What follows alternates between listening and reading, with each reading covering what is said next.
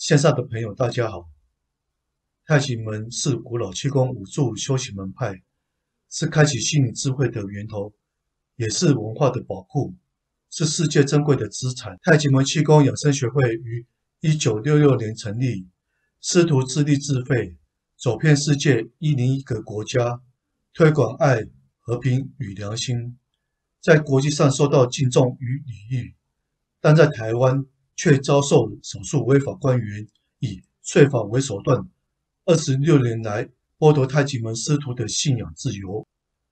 2022年2月底，台湾贪腐问题被提送联合国人权理事会第49届会议，呼吁人权理事会关注太极门案，指出一些官僚无视法院判决，继续以不正当的漏税指控来获取可观的奖励金。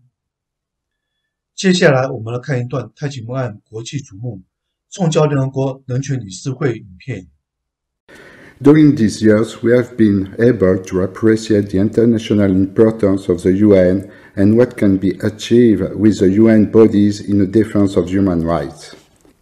Over the past 4 years at the UN, with the help of the organization present here at this conference today, we have repeatedly denounced the discrimination against minorities around the world.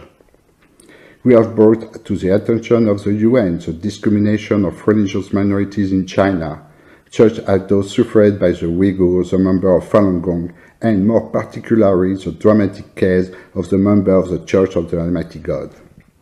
Session after session of the Human Rights Council, we organized conferences, made written and oral statements, we held meetings with the state delegation, during which the victims were able to make their voice heard. In June 2021, we brought to attention to the UN Human Rights Council the case of the Taiji men and the injustice they suffer in Taiwan. At this Human Rights Council, we denounced how the tax weapon was used to arm Taiji men. In this statement, we highlighted and denounced the unscrupulous means used by the Taiwanese government in its attempt to destroy the Taiji men movement. The use of tax weapons against spiritual minorities is unfortunately common practices in many countries, including France, which finally, after a struggle to denounce this injustice practice, was condemned by the European Court of Human Rights. In September, at the 88th Human Rights Council session, we renewed our appeal for Taiji men. This time, we highlighted the confiscation of this Taiji men place of worship by the Taiwanese government. This is another form of discrimination, just as serious, because the spiritual community cannot exist without a place of worship. Today, the situation of the Taiji men can no longer be ignored in the world, and the Taiwanese government must allow the Taiji men to enjoy their property, their place of worship, and to make their contribution to world peace without worry. The UN mechanisms allow civil society to participate in the improvement of our society, and it is important to continue to speak out against the unfair treatment of Taiji men by the Taiwanese government. In 2009, Taiwan ratified the International Covenant on Civil and Political Rights, ICCPR, and the International Covenant on Economic, Social and Cultural Rights. The ICCPR guarantees fundamental rights for every citizen, as well as freedom of religion or belief. The signing of the International Covenant is of paramount importance, but there is still a step to be taken to implement and respect the commitments made when the Covenant was ratified. The model proposed by the United Nations is a balance between these institutions, the member state, and civil society. In these three components that ensure that the fundamental purposes established in 1945 by the Charter remain at the heart of the United Nations. Taiwan, like all other states, must find this balance with civil society and grow with it, not against it. It is in fact the struggle of the Taiji men that we support so that justice is done to them, so that their contribution to a better, peaceful, and harmonious Taiwanese society is recognized. Thank you for your attention. 2022年5月，在台湾召开的第3次两公约国际审查会议，国际人权专家也质疑台湾尚未落实人权两公约。第3度来台审查的奥地利维也纳大学法学院国际法与人权教授 Manfred Nowak 指出，应把禁止酷刑公约的酷刑罪定到刑法里。虽然官员宣称酷刑已在台湾绝迹，他不以为然。政府遮遮掩掩的两公约国家报告，一味地想塑造政府重视人权的形象，却不面对问题及真相，反而严重阻碍台湾人权进步。接下来我们来看一段今年两公约的审查委员他们怎么说。Asked how Taiwan thinks about what Taiwan thinks about the Universal Declaration on Human Rights in particular, and about human rights education in general. So mind you, this is now the 3rd time that I have been here. On the average, that's what?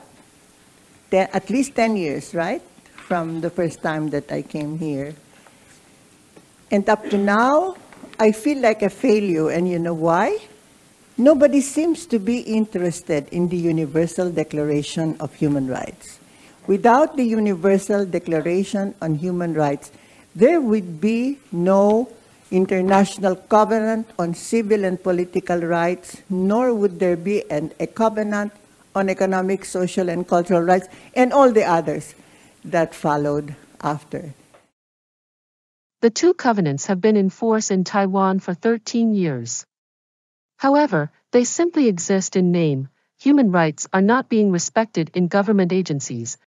Over the years, the international reviewers' concluding observations and recommendations have not been taken seriously.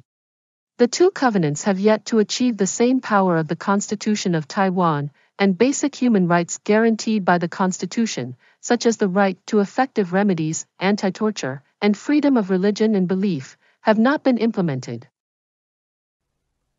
被称为法税228的太极门案，缘起于火光人检察官造假栽赃、违法起诉所致。经监察院主动调查后，强烈火光人有8大违法，各种卑劣手法如笔录、扭曲不实、伪造文书、以压逼供、用家人安危、恫吓当事人等，让太极门师徒遭受不人道的酷刑对待。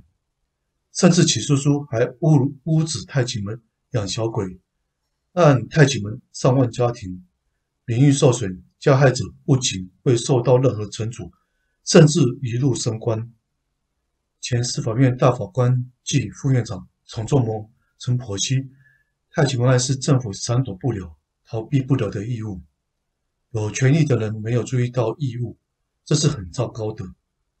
太极门案主要是行政系统检察官以这样的处理方式起诉，源头是行政的问题，行政的问题由总统来负责。